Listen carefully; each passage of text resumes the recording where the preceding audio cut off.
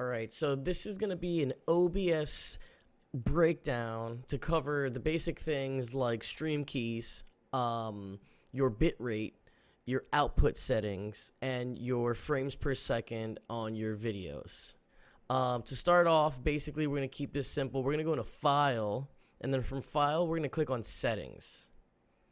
Once Settings pops up, it'll obviously bring you to the General. From here, we're going to scroll out to where it says Stream. From Stream, you're going to look for where it says Services, and you're going to find Twitch or whichever streaming service you're using. In my case, it's Twitch. And once you get to there, you're going to go and open your web browser, and you're going to click on your Twitch application or your Twitch website. To get your stream key, what you're simply going to do is click on your name, go to where it says Dashboard. From Dashboard, once it loads up, you're going to click on Settings. Scroll down to where it says Stream Key. When you click on Stream Key, it's going to ask you to show your stream key. Now, obviously, I'm not going to press that button because I don't want to disclose that information to everybody. But once you do click on that information, a series of numbers, letters, a whole bunch of random characters are going to pop up. You're going to select, copy, and paste that information that you just got here. Once you do that, apply, OK. To the next portion. Video settings. Base canvas resolution is basically what your monitor is outputting. My monitor is 1920 by 1080p. Output scale resolution is what you want your viewers to see on the service you're using. So in my case, Twitch, I have everybody watching the same as I'm producing. So it's 1920 by 1080p. Frames per second, I have under 60. I have 50 megabytes a second, so I'm able to run 60 frames a second and not have too much of a worry. For those of you that have to figure out how much of a upload speed you have, and you're not sure of how you get that upload speed or how to find out what your upload speed is, you go to speedtest.net, and if it were, you click on Go. It'll run its tests. When it runs its test, it'll tell you what the verdict is as far as what your upload and download speed is. And from there, you'll be able to base not only your frames per second, but then you'll also be able to go to output settings. And once you get to output settings where it says bitrate here, this is where you're going to be able to find out what your comfort zone, what your comfy spot is. The first thing that you're going to want to do once you get to output is where it says output mode. You're going to switch it from simple, because this is how it's going to pop up when you first load it, to advanced.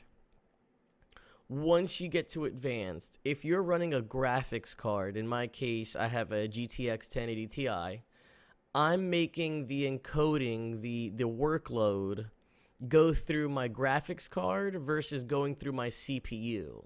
Now, you'll be able to tell the difference because the graphics card is going to show NVENC space H.264. If you wanted the encoding to happen through your CPU, you would go to X264.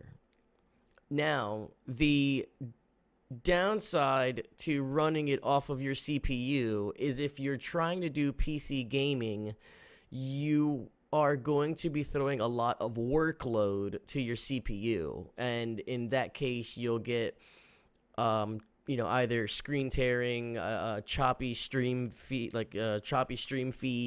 you might not be able to run at 60 frames a second, and so basically, if you decide that you do want to do CPU, you go to X264. You keep your rescale unchecked and left alone because you've set that already here. Rate control, you want it at CBR. Bitrate. The bitrate is where you're going to find the happy medium between how much upload speed you have versus what you want to produce on stream and what your game is using to upload. In my case, it's The Division. Division is very demanding when it comes to the scenery, being in the dark zone, being around a whole bunch of people. And so, with all this time that has to load, I have to compensate for both. So If you're running and you only have 2 megabytes a second, which is essentially 2,000 megabytes a second, you got to be able to compensate for both. So a safe number may be 900 for the stream. There you'll be able to fluctuate that up and down, varying. You test your stream out. If you see that your stream is running smoother, if your stream's running smooth at 900 and you want to bump it up more, you can. If you see that it's lacking, then obviously you'd bring it down, varying on what the stream is producing when you're watching it. Keyframe intervals, you always want to have that at number 2. CPU usage preset. Now, the higher number you go, the less CPU it's going to use, but the lower quality your stream is going to be.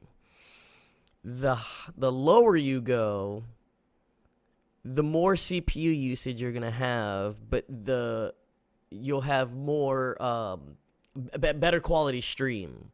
Nowadays it's kind of hard to run anything lower than faster, or at least that's what I've noticed. And when you test out your streams, you'll see that the lower you go, the more of a workload you're putting on your CPU. So to start off on a safe note, very fast, if you see that your stream's doing fine and you're running at 900, then you could lower it to faster and then maybe test it again. And if you see that it's fine, so on and so forth.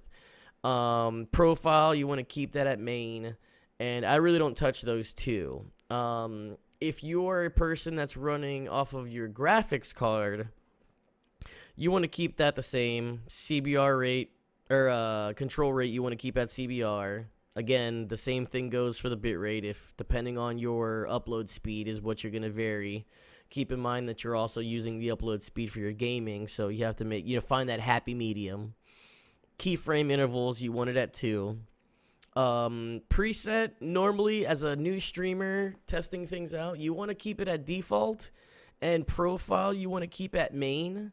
But because I know my upload speeds and things like that nature, I know where I could base mine. Level, again, this is for when you're using it on your graphics card. Level, if you're running at 720p, you want it at 4.1. If you're running at 1080p, you want it at 4.2. And then your B-frame at 2. Again, test these things out. If you see that maybe it's too choppy, lower your bitrate a little bit.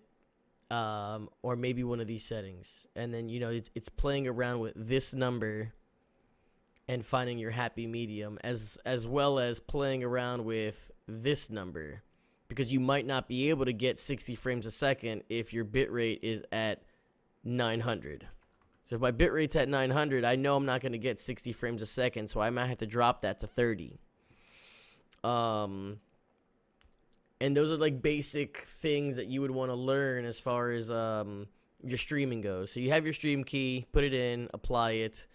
Output settings, you're going to go to output mode advanced. Depending on what you're using, whether it's a CPU or your graphics card, is where you're going to vary. CPU, control rate, CBR. You enter in the bit rate that you feel comfortable with or what you've tested. Keyframe interval 2. Start off at very fast and work your way up or down depending on how your stream is. Profile, main. And then for people using a graphics card to use for encoding the stream, same thing. Control rate, CBR, bit rate to what you need. Keyframe intervals at 2. Preset default. Profile, main. If you're running at 720p, you want it at 4.1. And if you're running at 1080p, you want it at 4.2. B-frame, you want that at 2. You apply, save, then you're good to go. this was a short little sum up of the stream and how you are going to go about with your video quality. I'm going to make future videos as far as sound and overlays and things of that nature. I just feel like some YouTube videos they get too technical and it gets a little confusing. And so I try to dumb this down as much as I could because I had trouble doing this and I had help. And now that I understand what's going on, I'm able to do this for you guys. If you have any questions, comments, or concerns, please feel free to message me on the box below. Please feel free to like this video and share it. I'm Diabetic Steve, and thanks for your time.